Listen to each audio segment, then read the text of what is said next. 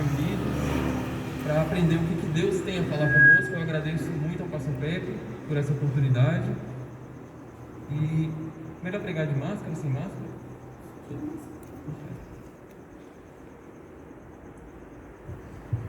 Então, irmãos, hoje eu quero falar um pouco sobre o pecado. O que a gente entende por pecado, para começar? O pecado, ele é simplesmente cometer alguma atitude, por exemplo, o roubo, é simplesmente quando a gente vai lá e toma algo que é alheio? Ou o pecado já começou antes disso? O pecado já teve início nos nossos pensamentos, no nosso coração. Vamos ver isso lá em Mateus, capítulo 5.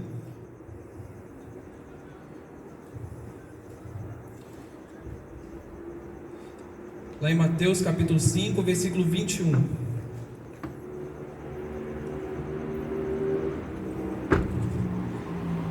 Aqui, Jesus está dando o Sermão do Monte e ele vai dar alguns ensinamentos sobre essa questão, especificamente sobre o pecado, da onde que nasce o pecado. Ele vai dizer o seguinte: vocês ouviram o que foi dito aos seus antepassados: não matarás, e quem matar estará sujeito a julgamento. Mas eu digo a vocês que qualquer que se irar contra o seu irmão estará sujeito ao julgamento. Então, só até aí. O que Jesus está dizendo é que quando você se ira contra o seu irmão, você já cometeu pecado e é culpado de pecado de assassinato. Se for lá em 1 João, capítulo 3, se não me engano, versículo 15, vai dizer que todo aquele que odeia o seu irmão é homicida e assassino. Então o pecado já nasce dentro da pessoa, antes mesmo dela concretizar aquela ação, aquela intenção maligna. O pecado já nasce quando ela tem esse desejo de fazer o mal e prejudicar o próximo. E aí, se a gente continuar, vamos aprofundar mais nisso. Ele vai falar no versículo 27: vocês ouviram o que foi dito: não adulterarás. Mas eu digo, qualquer que olhar para a mulher e desejá-la, já cometeu adultério com ela no seu coração. Então, Jesus está dizendo que o pecado, ele vai nascer no coração. O pecado, ele, por meio de uma intenção maligna que nós temos, de prejudicar o próximo, o pecado é concebido. E por que isso é importante da gente saber? É exatamente por isso que alguns casos, algumas situações, não são pecados em si. Por exemplo, comer carne de porco, ouvir música do mundo, fazer tatuagem, são pecados? Isso depende da intenção que você tem no seu coração. Porque, como eu disse, o pecado, ele é concebido dentro do nosso coração, nos nossos pensamentos. Agora, por exemplo, mentir, invejar e roubar, depende da intenção do nosso coração, ou sempre é pecado? Nesse caso, mentir, invejar e roubar já são consequências de uma intenção maligna que nós já tínhamos no nosso coração, são apenas o fruto dessa intenção maligna. É impossível você ter uma boa intenção no seu coração e querer prejudicar o próximo mentindo, invejando ou roubando. Todos estão acompanhando? Agora, por que é relevante se a gente está falando disso? A questão é que muitos, por não conhecerem essa verdade, não conhecerem as verdades de Deus a respeito do pecado, eles acabam perdendo o melhor de Deus para a vida deles, por não conhecer o caráter de Deus, a natureza de Deus, o caráter do diabo e a natureza do diabo, como que Deus age, como que o diabo age. Eles perdem o melhor que Deus tem para a vida deles e perdem muitas bênçãos de Deus aqui nessa terra. Muitos acreditam que quando passam por alguma doença, ou não tem alguma bênção de Deus, pensam assim: Deus está, na verdade, me punindo por causa dos meus pecados. Outros têm uma versão mais espiritual, dizem assim: isso aqui é a disciplina de Deus, Deus está me disciplinando, por isso Ele colocou uma enfermidade em mim. Só que, se a gente for olhar na Bíblia, sim, a Bíblia fala que Deus disciplina, mas a disciplina de Deus nunca vai envolver uma doença. Deus nunca vai colocar uma enfermidade numa pessoa para que ela seja disciplinada. Continua aí em Mateus 5, vamos lá para o versículo 43. Vocês ouviram o que foi dito: ame o seu próximo e odeie o seu inimigo. Mas eu digo: amem os seus inimigos e orem por aqueles que os perseguem, para que vocês venham a ser filhos de seu Pai que está nos céus. Porque Ele faz raiar o seu sol sobre maus e bons e derrama chuva sobre justos e injustos. Então, o caráter de Deus é de trazer as mesmas oportunidades, as mesmas condições, seja pessoa justa, seja injusta. Ele faz o sol raiar, Ele faz a chuva cair sobre todos. Então, esse é o caráter de Deus, a natureza dele. Não é como a nossa. Se nós formos olhar mais aí mesmo em Mateus, no capítulo 7, versículos 9 a 11, vai dizer: qual de vocês, se seu filho lhe pedir pão, lhe dará uma pedra?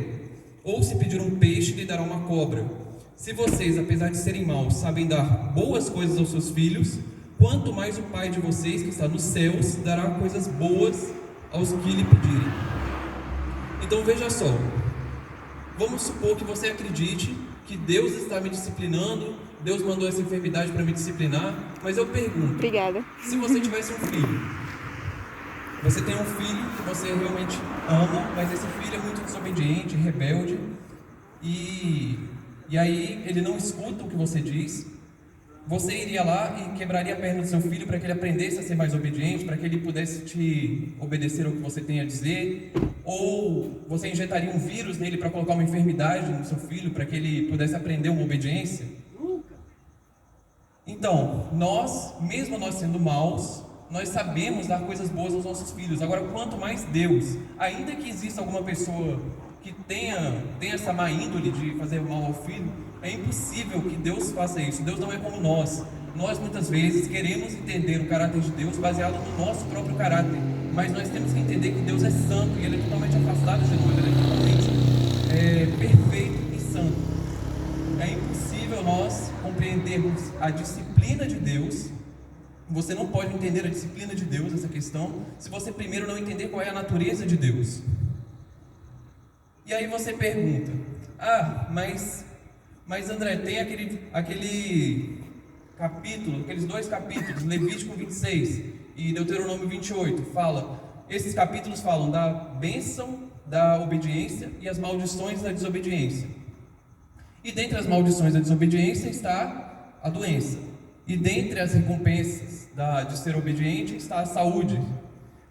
Só que a gente tem que lembrar de um detalhe. Quando existe um pecado, Deus não leva em conta apenas o pecado.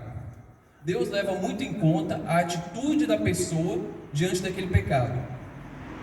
Então, se uma pessoa comete um pecado e ela se arrepende verdadeiramente, o sangue de Jesus é poderoso, limpa aquela pessoa por completo e torna ela justa diante de Deus. Então Deus não tem mais por que ficar acusando, não tem mais por que ficar trazendo alguma coisa ruim contra aquela pessoa.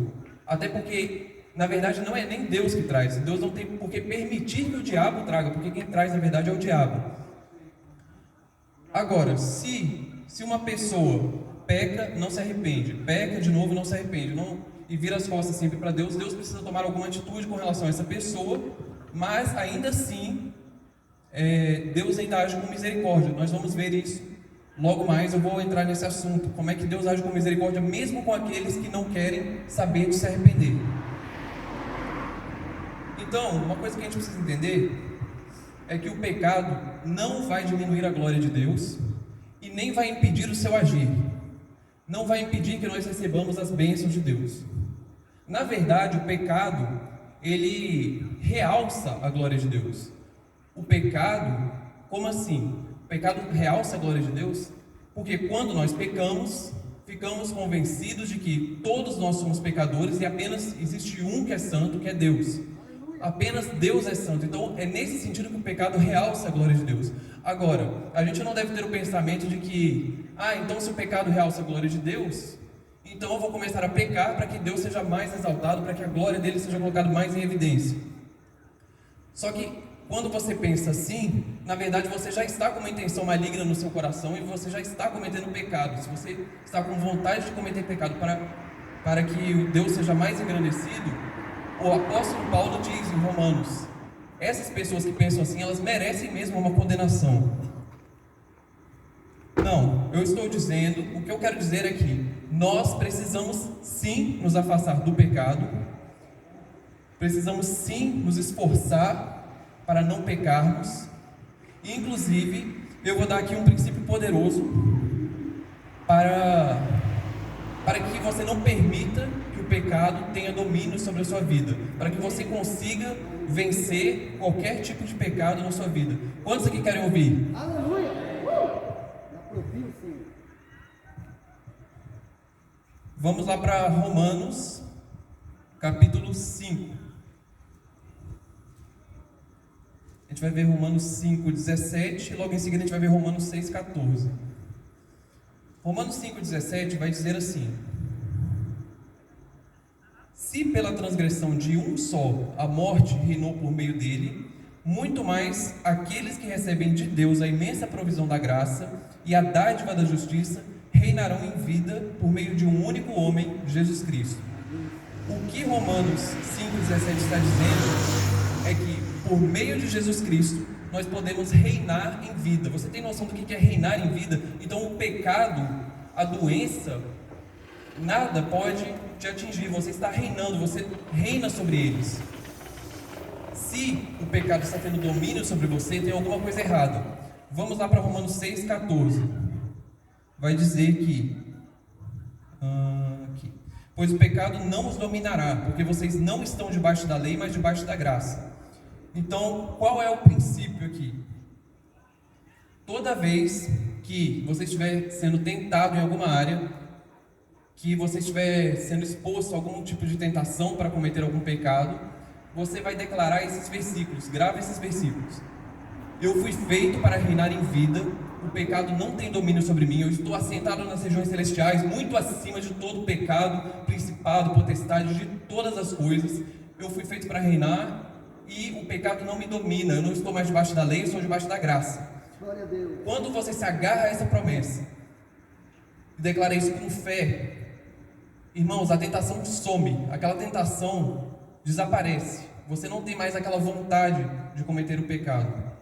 Agora, não é para você ficar pensando também que agora que eu já sei essa fórmula mágica, eu vou sair me expondo aí a todo tipo de tentação, que é só declarar isso aí, que aí tudo vai desaparecer. Não, você não pode ficar se expondo, você tem que fazer o possível para não se expor a esse tipo de coisas. Só que às vezes o diabo é tão sujo que mesmo a gente tomando todos os cuidados, não se expondo a nada, ele vai lançar setas na nossa mente para poder nos tentar e nos fazer cair no pecado. Então, é nesse tipo de situação, quando o diabo estiver te tentando, quando o diabo estiver soprando coisas na sua mente para te induzir ao pecado, que você deve declarar. E é bom declarar isso desde o início. Não deixa para declarar isso quando você já estiver envolvido com aquele pensamento, quando você já estiver quase a ponto de cometer a ação pecaminosa. Amém, amém. Declara isso logo no início. Quando vier o pensamento, você já declara: fui feito para reinar em vida, estou assentado nas regiões celestiais e o pecado não tem domínio sobre mim. E, diga-se de passagem, esse texto pode ser usado também para enfermidade. Esse mesmo princípio pode ser usado para enfermidade também. Sentiu um princípio de dor de cabeça, um princípio de dor de estômago, qualquer coisa, você já declara: a enfermidade não tem domínio sobre mim, fui feito para reinar em vida e estou assentado com Cristo nas regiões celestiais. E se você se agarrar nisso com fé, a enfermidade sai. Mas então vamos voltar aqui.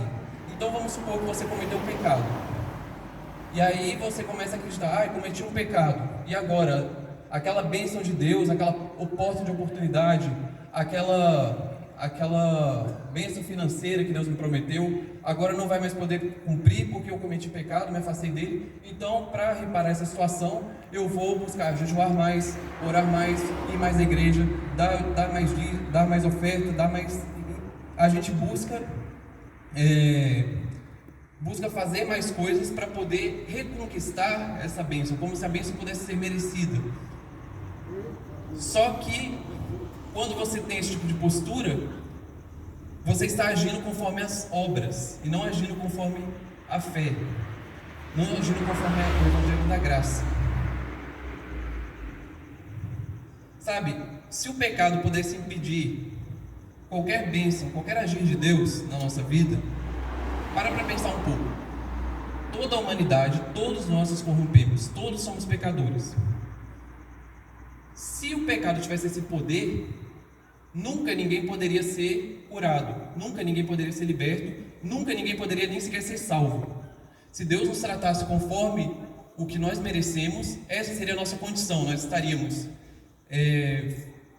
numa terrível perspectiva de padecer na condenação eterna, sendo atormentados dia após dia por demônios, sem perspectiva de ser libertos, e padecendo de enfermidades terríveis sem perspectiva de cura. Mas graças a Deus, Deus não age assim conosco. Deus age conosco com graça, mesmo nós não sendo merecedores. Então, assim, tudo é pela fé. Você não foi salvo unicamente pela fé? Amém. Então, a cura também é unicamente pela fé. Na verdade, tudo na vida cristã é pela fé. Qual é o nosso problema? O nosso problema é que nós muitas vezes somos como os Gálatas. Começamos com a fé, mas aí queremos continuar nas obras. Queremos dar prosseguimento à nossa vida cristã, achando que precisamos fazer algo para Deus para merecer alguma coisa. Mas você foi salvo pela fé e todo o restante da vida cristã também deve ser vivido unicamente pela fé. Aleluia. E aí você pergunta, mas se então é tudo pela fé, então quer dizer que a pessoa nem sequer precisa se arrepender, porque isso não é algo que ela faça para poder merecer uma bênção de Deus, para poder ser curada, por exemplo. Então quer dizer que a pessoa nem precisa se arrepender dos seus pecados? Não precisa. Vamos lá para Tiago, capítulo 5, que eu vou desconstruir essa ideia. Tiago 5, 14 e 15.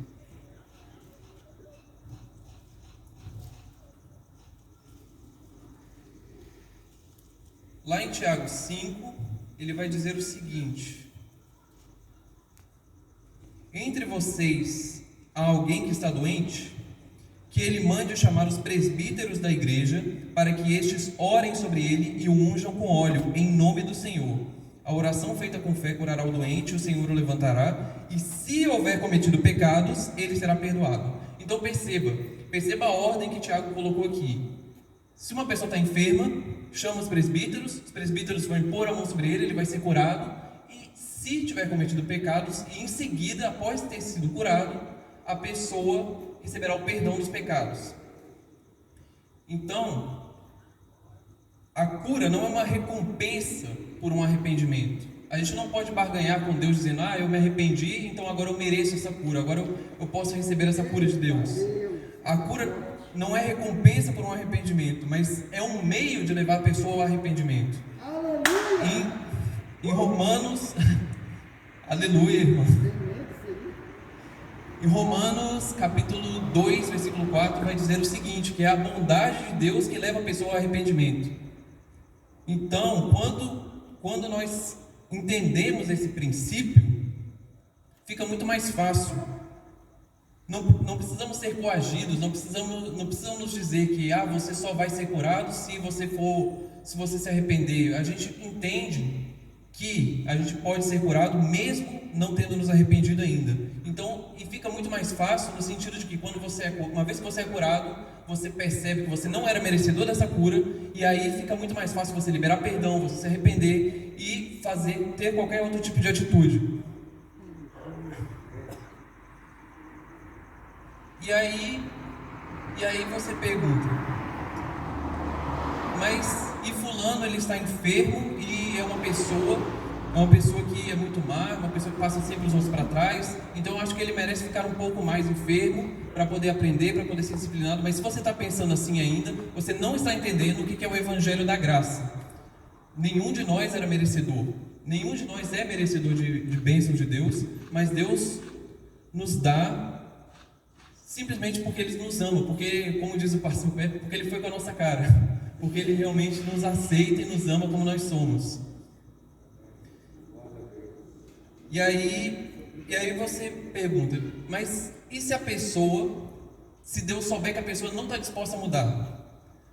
Ou seja, a pessoa, ela não se arrependeu dos seus pecados, recebeu a cura, e aí, após ter recebido a cura, a pessoa não está disposta a mudar, quer continuar naquela vida de pecado. E aí? Deus vai curar essa pessoa merece ser curada? Sim, vamos lá para Mateus 4, versículos 23 e 24. Lá em Mateus 4, 23 e 24, vai falar de um episódio que Jesus está começando a ministrar, está começando a ensinar.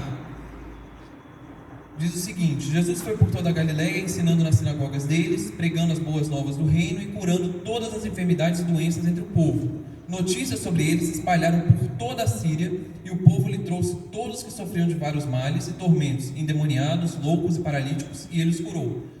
Aqui nesse texto está dizendo que Jesus curou todos. Dentre essas pessoas todas, haviam pessoas, com certeza, que eram justas, pessoas que eram injustas, pessoas que queriam uma mudança de vida e pessoas que devia haver um ou outro que não queria uma mudança de vida, mas mesmo assim foi curado. Havia pessoas com dor de cabeça e resfriado, e havia pessoas com câncer. Eu não sei se naquela época já existia câncer, mas eu estou falando na linguagem de hoje.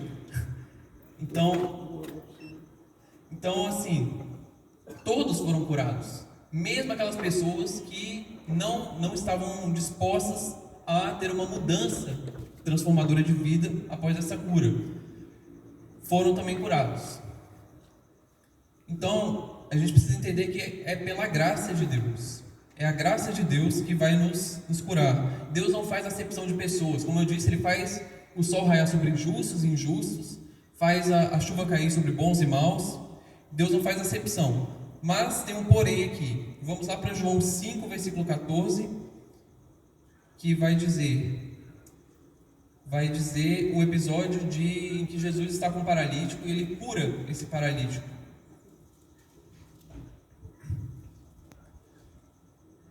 Mais tarde, Jesus o encontrou no templo e lhe disse: olhe, você está curado, não volte a pecar para que algo pior não aconteça a você.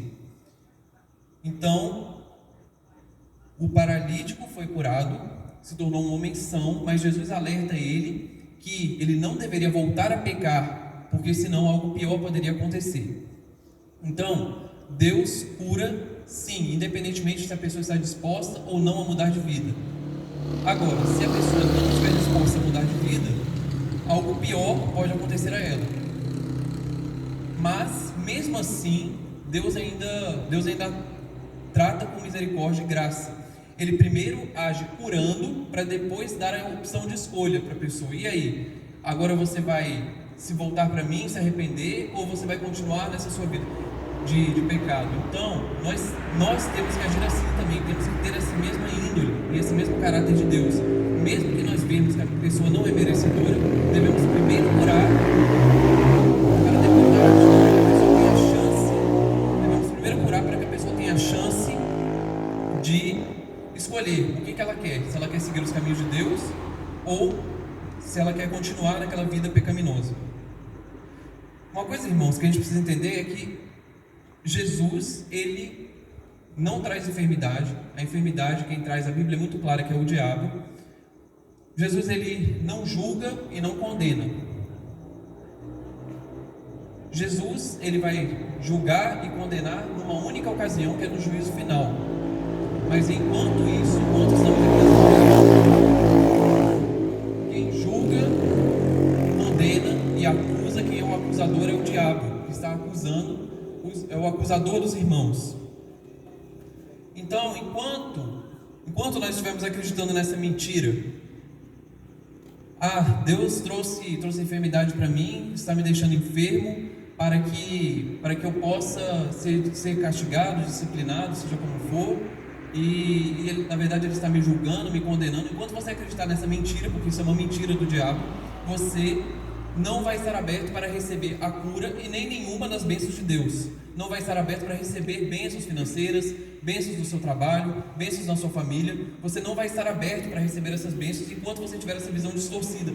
Entenda qual é o caráter, qual é a natureza de Deus. Leia a palavra e descubra por si só como que Deus age com graça, mesmo para com aqueles que não merecem. E aí, para concluir, vou entrar um pouco na questão das maldições hereditárias, porque muitas pessoas pensam: mas no meu caso aqui, Os meus avós eram pecadores, eles cometeram todo tipo de coisas terríveis, assassinaram, mataram, fizeram coisas terríveis. Meus pais também foram pessoas que exploraram, abusaram dos outros. Então eu estou pagando pelos pecados dos meus antepassados. Agora, de onde que vem essa ideia? Quem aqui acha que essa ideia está na Bíblia? Ninguém?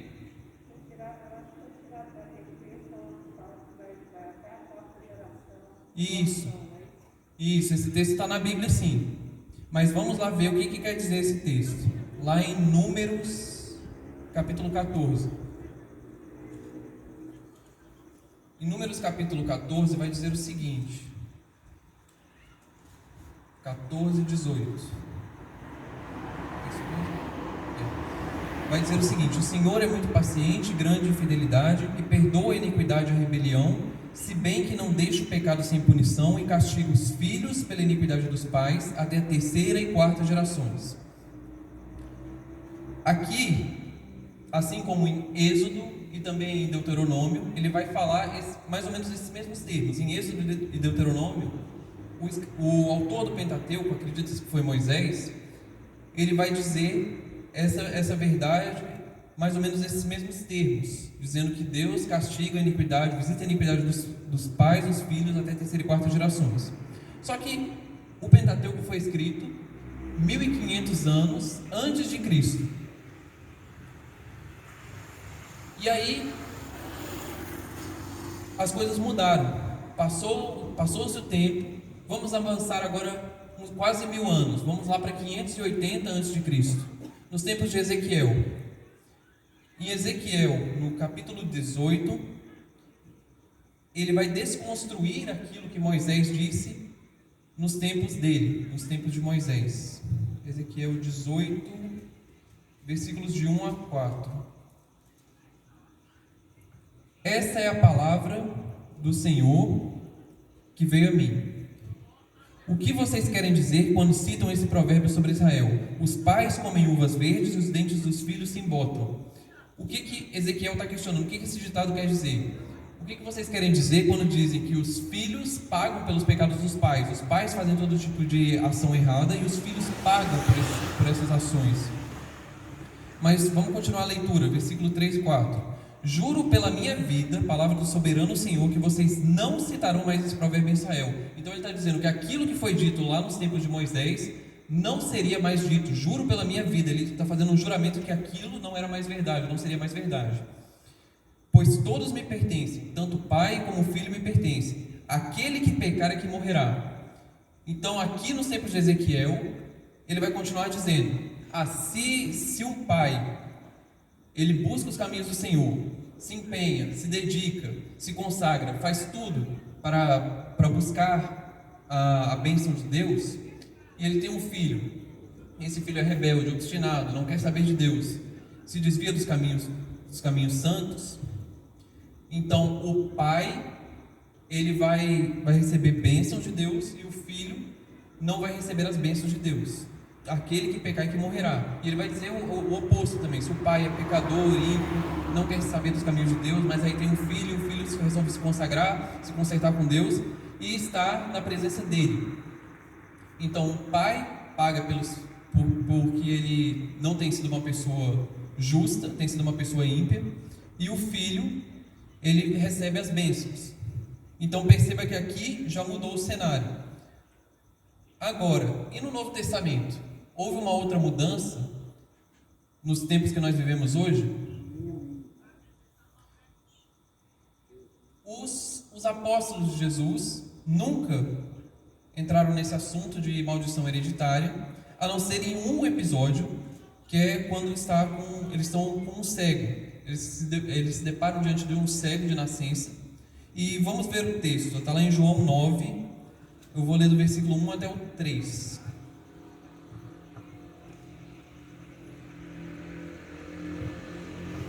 Que vai dizer o seguinte: ao passar, Jesus viu um cego de nascença. Seus discípulos lhe perguntaram: Mestre, quem pecou, este homem ou seus pais, para que ele nascesse cego?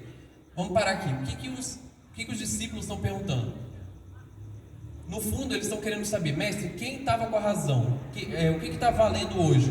Está valendo o que foi dito nos tempos de Moisés, que os filhos pagam pela iniquidade dos pais, ou está valendo o que foi dito nos tempos de Ezequiel, que cada um paga pela sua própria iniquidade, pelo seu próprio pecado? Mas qual é a resposta de Jesus?